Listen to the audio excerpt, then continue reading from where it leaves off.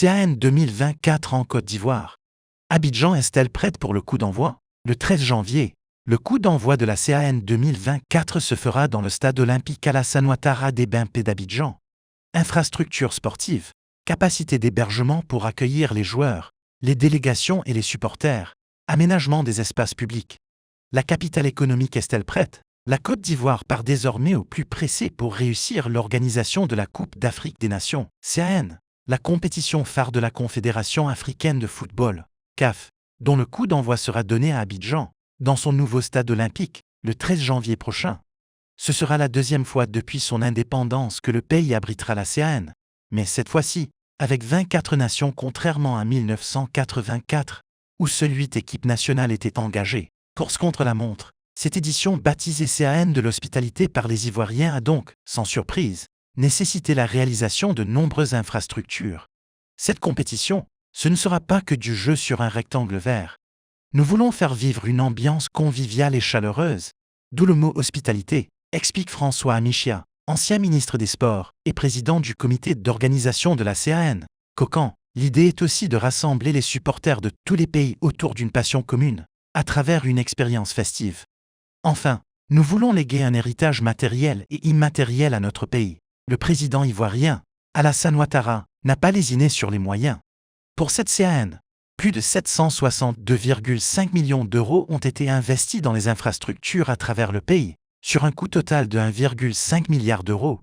Et, en attendant la ferveur du démarrage de la fête du football africain, c'est la course contre la montre. À peine revêtu de ses nouveaux habits de Premier ministre, le 16 octobre dernier, Robert Grémambé a commencé à visiter les différents sites chantiers pour vérifier l'état d'avancement des travaux. Et, le 8 novembre, il convoquait à la primature toutes les parties impliquées dans les grands chantiers, notamment les membres du COCAN, pour un point d'étape définitif. Nous n'avons pas le droit d'oublier des détails qui feront la différence, a expliqué Robert Grémambé. Et fini les tensions qui ont pu exister entre le ministère des Sports et le COCAN.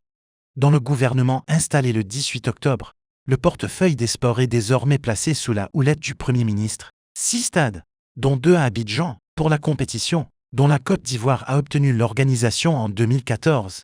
4 nouveaux stades de football ont été construits à Ebimpe, dans le nord-ouest d'Abidjan, Yamoussoukro, San Pedro et Korogo, et les 2 existants, le stade Félix Houphouët-Boigny, à Abidjan, et celui de la Paix, à Bouaké, ont été profondément rénovés et relookés. Abidjan, ville la plus importante du pays en superficie comme en population, sera celle qui accueillera le plus grand nombre de compétiteurs, soit 8 sélections nationales, parmi lesquelles les éléphants de Côte d'Ivoire. La capitale économique ivoirienne possède la plus vaste enceinte sportive du pays, le stade olympique Alassane Ouattara, construit à Ebimpe, dans l'une des banlieues nord d'Abidjan, perché entre les cités dortoirs d'Abobo, de Yopougon et d'Anyama, avec ses 60 places et sa pelouse hybride. Constitué de gazon naturel et synthétique, ce stade a été inauguré en octobre 2020, mais a enregistré des travaux additionnels en raison de malfaçons et des imperfections. Le coût total du chantier, onéreux, est estimé à plus de 163 milliards de FCFA, près de 250 millions d'euros. C'est dans ce stade que la cérémonie et le match d'ouverture se dérouleront, le 13 janvier, ainsi que la finale, le 11 février. Il accueillera par ailleurs les matchs de l'équipe nationale ivoirienne. Excentré du centre-ville d'Abidjan, le stade d'Ebimpe n'est plus isolé. De nombreux aménagements ont été réalisés autour de l'enceinte. La voie internationale de lait, qui relie la Côte d'Ivoire au Ghana et au sud du Burkina Faso, a été transformée en autoroute depuis la zone industrielle de Yopougon. Et enfin, les 26 km de la voie de contournement du centre-ville, alias autoroute 4, vont permettre désormais de relier directement le stade d'Ebimpe et Bingerville, sud-est. Par ailleurs, des échangeurs ont été réalisés tout autour de l'infrastructure sportive pour faciliter son accès. Le gouvernement a eu recours à l'entreprise de BTP Porteo, l'un des leaders africains du domaine, afin de parer au plus pressé et d'achever les travaux de voirie. Le second stade retenu pour la CAN dans la capitale économique est le mythique stade Félix Houphouët-Boigny, situé dans le quartier administratif et des affaires du plateau, totalement relooké. La modernisation de cette enceinte sexagénaire d'une capacité de 40 places a coûté plus de 65 milliards FCFA. Ferveur populaire et VIP attitude. Pour la CAN, la Côte d'Ivoire attend environ 2 millions de visiteurs dont 1,5 million pour la seule ville d'Abidjan.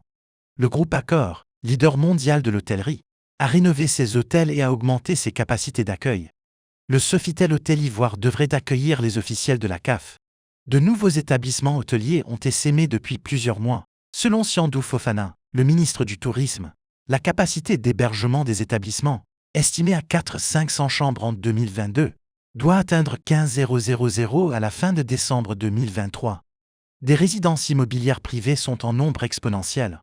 Pour renforcer le dispositif d'hébergement, un opérateur privé prépare l'arrivée d'un bateau de croisière de plus de 500 places dans le port d'Abidjan et restera ancré pendant toute la compétition.